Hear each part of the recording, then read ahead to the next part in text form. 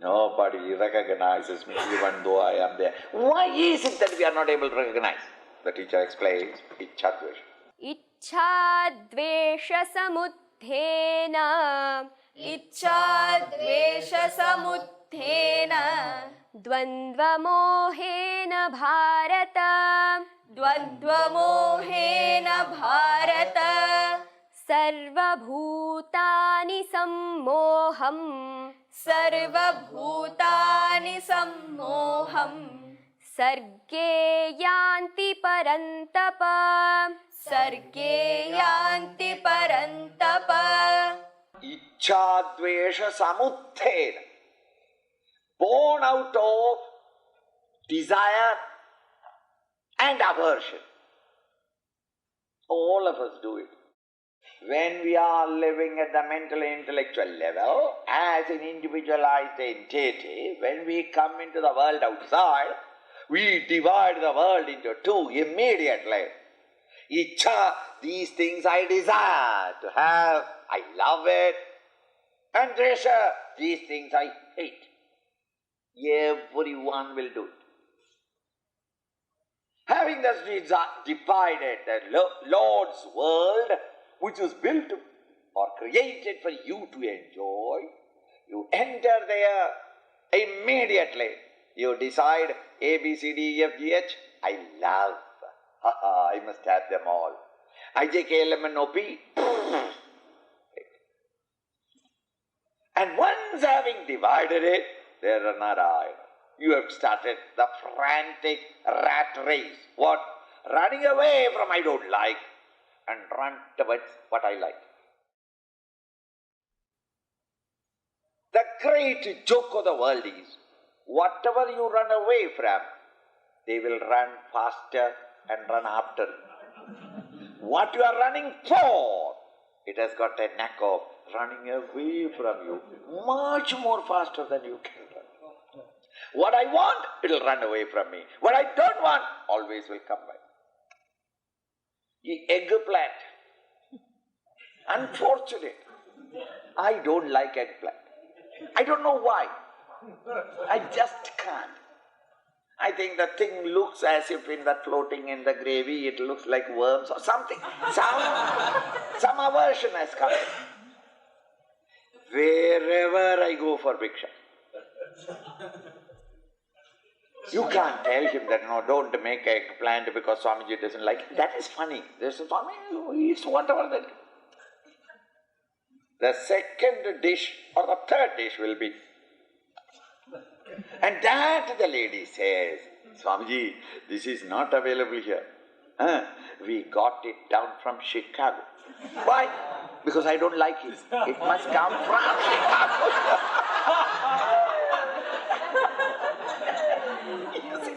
It is always, you try, you watch in your life, the people whom you hate, they cling on to you. The people whom you love, they, I don't know, some other, like eels, they escape you at all times.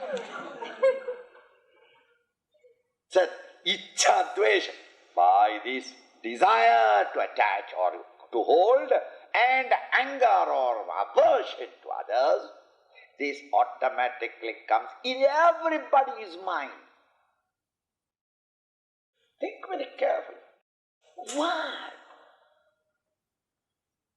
What do you mean by things that I like and things I hate? Analyze it. The vegetarian hates non-vegetarian food. The non-vegetarian loves non-vegetarian food and hates vegetarian food. What does it mean? Things which are conducive to your vasanas, you love. Things that are contrary to your present vasana, you hate. I'm a drunkard. I love drink. I'm a smoker. I love smoking. And you, not a smoker. The moment I start searching for the cigarette, you have searched for your kerchief. The moment I open the cigarette, have you seen them? They are in a mystic mood. Close it.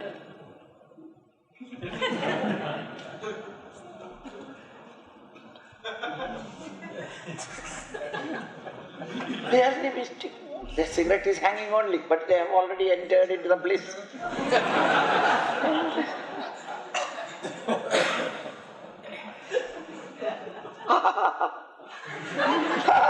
You understand? He loves it. The other fellow. In this world, it is always, he ever slowly teach him smoking. And even if he has no cigarette, the other fellow cigarette. Why? His smoke is coming out. That is itself a joy for him. It is not. So that when we say, I love certain things, it means it is conducive to my existing vasanas.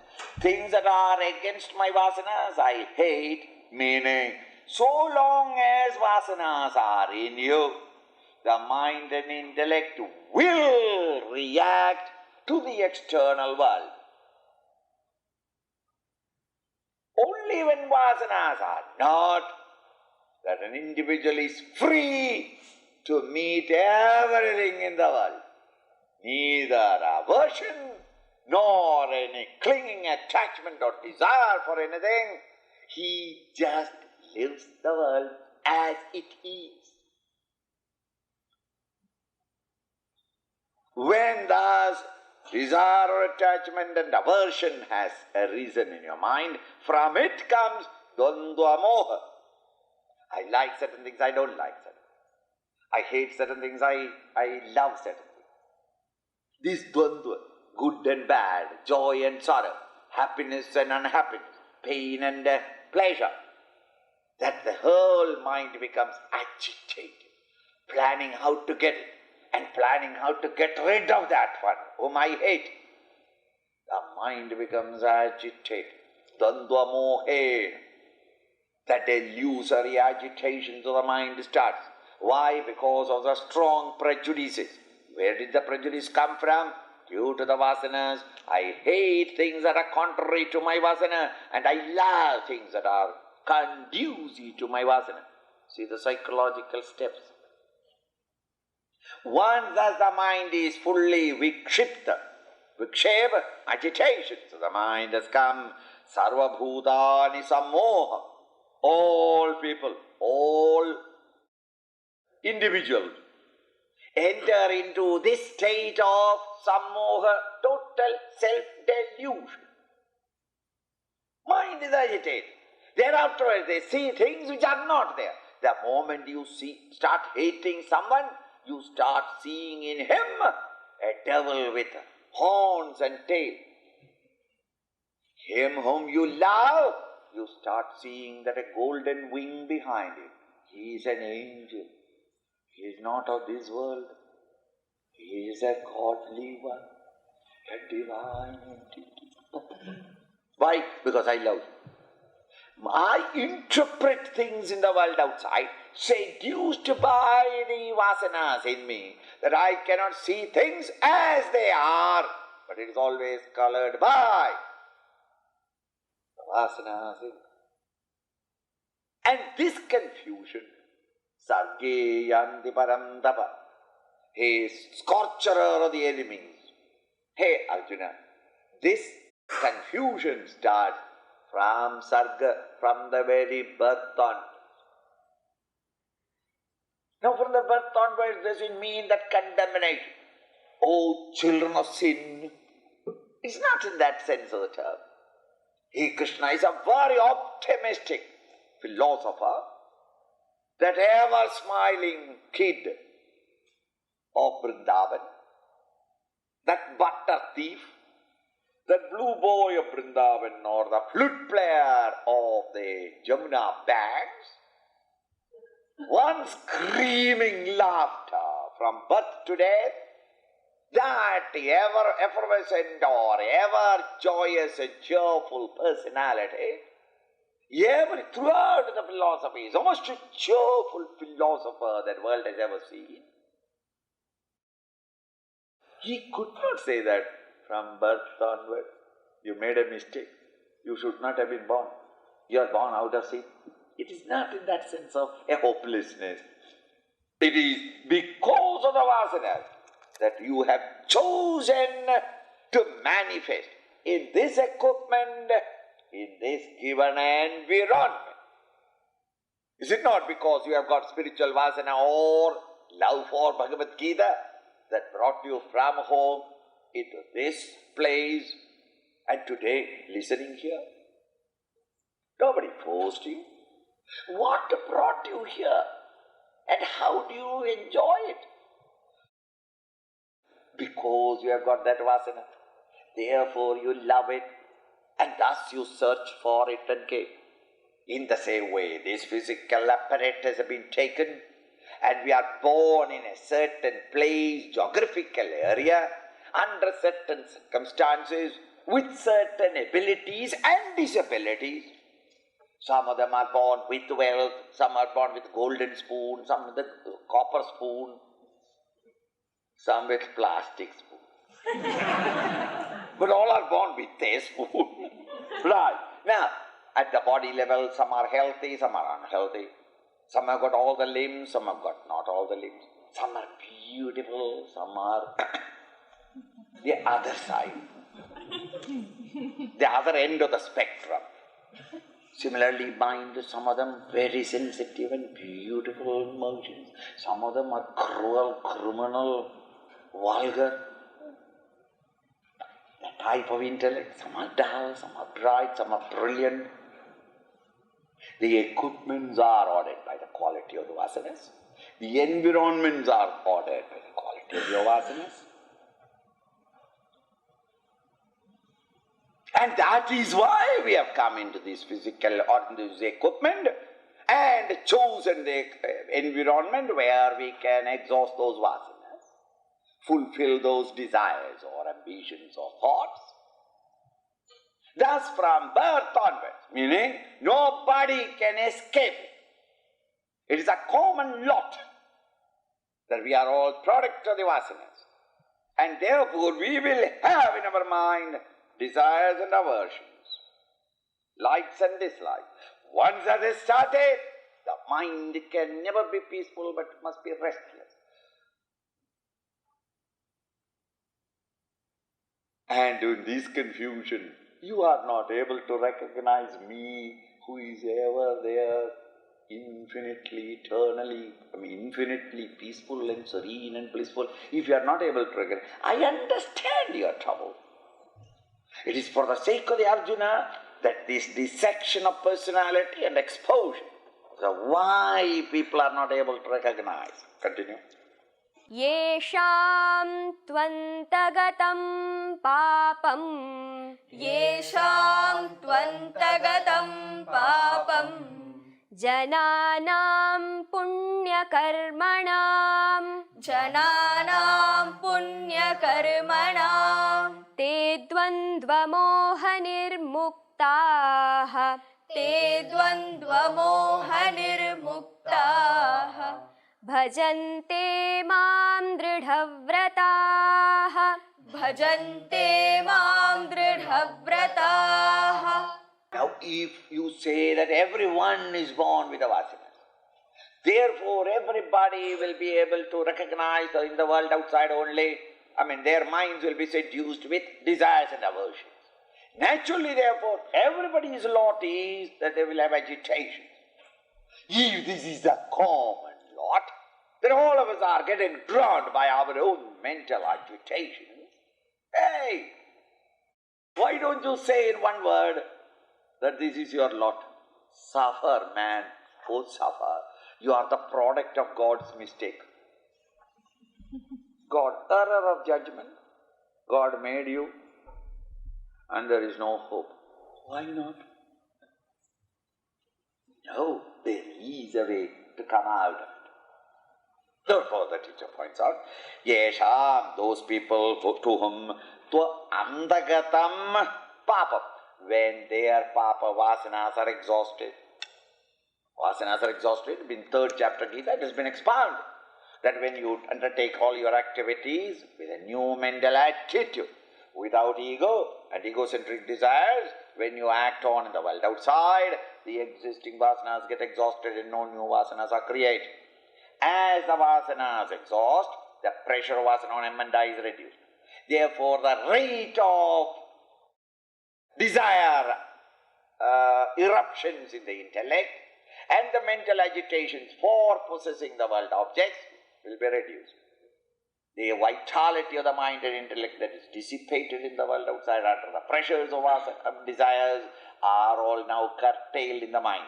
The mind that is so made peaceful, serene and dynamic is the mind that discovers in itself the ability to contemplate.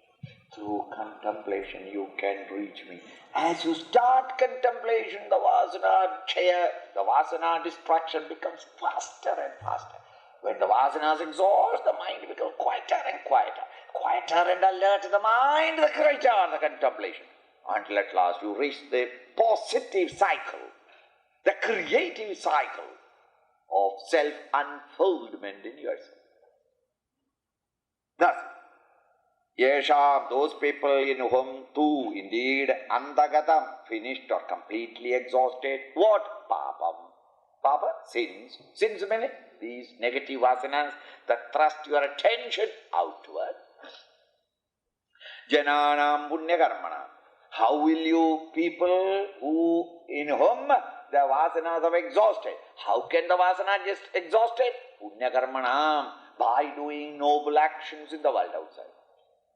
Noble actions meaning actions not dedicated to selfish desire fulfillment, but actions undertaken in a spirit of dedication unto Him, in the spirit of service to others. When you are doing it, they are all noble actions. Evil is only when actions are prompted by the ego or undertaken for satisfying selfish desires. All are evil. But if your intentions are not that I must destroy, but in order to create it I try, and in that effort it dies as a doctor in the operation theatre, it is not a murder. Thus in the spirit of dedication unto Him, when you undertake an activity without ego and egocentric desires, because both these are surrendered at His feet. And when I act on the world outside, is punya karma, noble, virtuous, righteous actions. And by those punya karma, punya vasanas are created. The noble virtues are created, or virtuous vasanas are created. When noble vasanas are created, the ignoble vasanas is an antidote.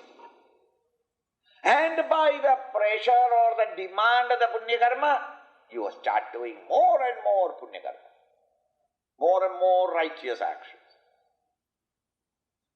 Because the Lord gives you more and more faith in it. When thus there is the overwhelming forces of the good in you over the vulgar in you, the vulgar vasanas get exhausted also, and the punya karma gets replaced.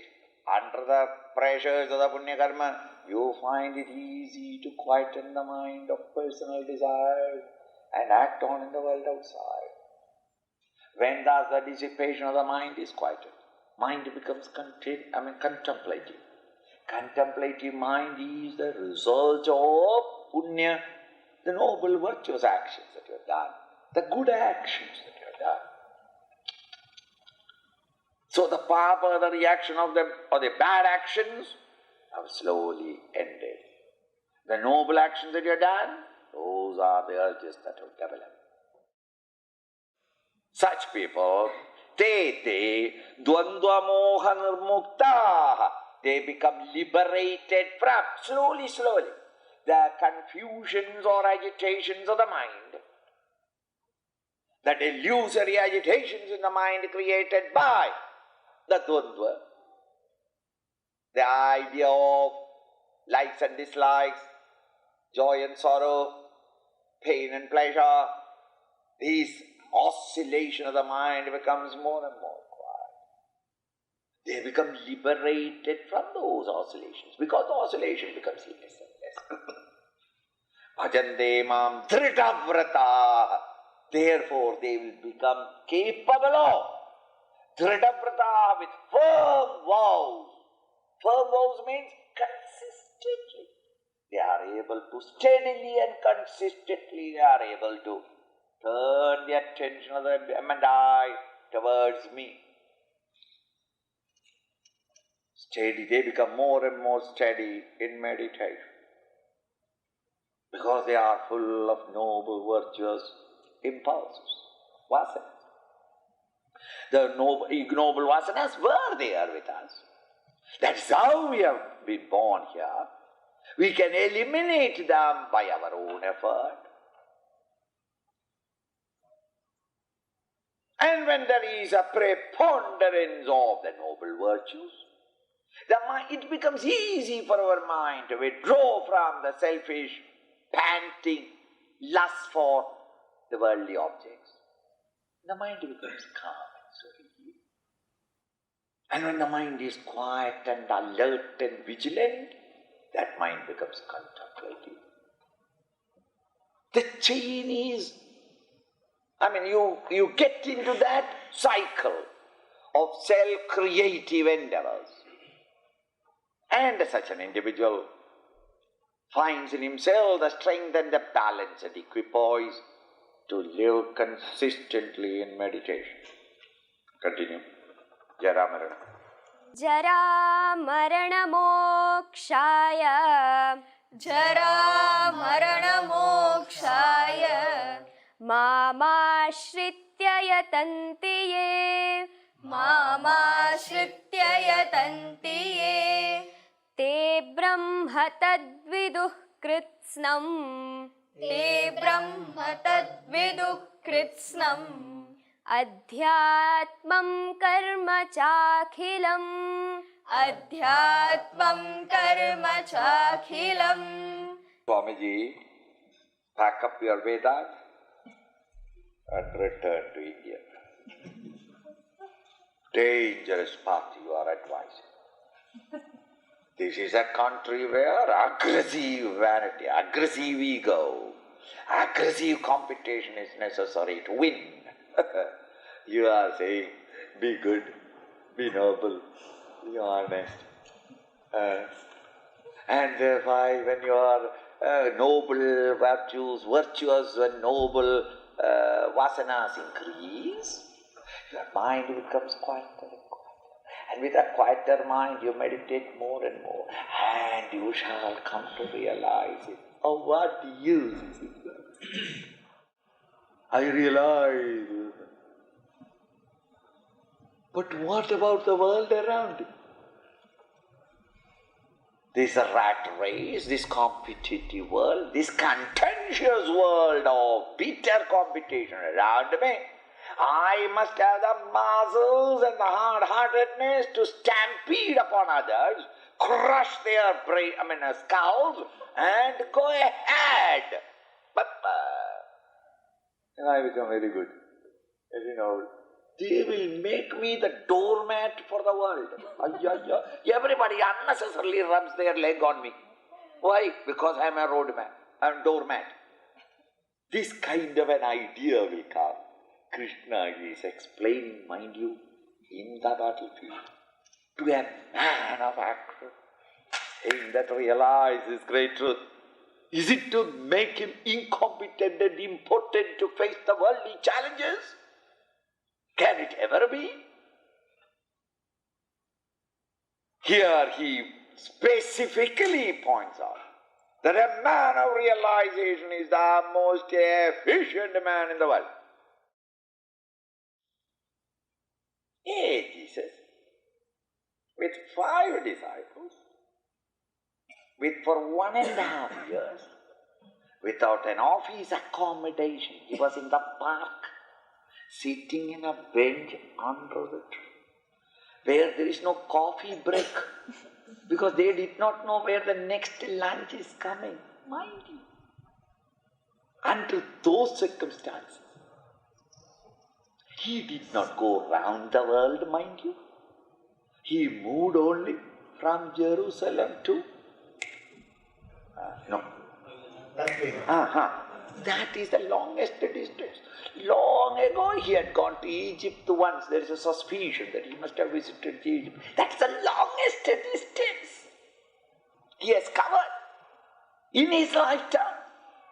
But that which he said, how efficient and competent must be that master, that how it has spread out now throughout the world.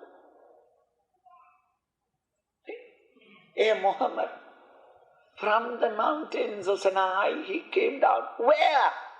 Up to Mecca, Medina. This is the distance he moved. But the work that he has done is so efficient and competent. Today, that Quran rules over in all continents, is it not? Where are the great, political and economic masters and great leaders who came with all the modern mechanical equipment, including computers? One guy, all alone, sat under a tree in Sarnath, trained some 182 disciples and sent them to Far East and to China and conquered that whole area philosophically. He had no mini-skirted secretaries, no correspondence, no filing system, no index system. 182 people's name, can you remember? Where they are, at what time is there, what are they doing? To remember everything. What an efficient, competent institution was Sri Buddha. One single solitary individual.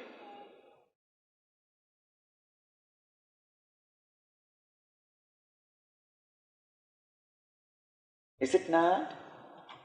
Think.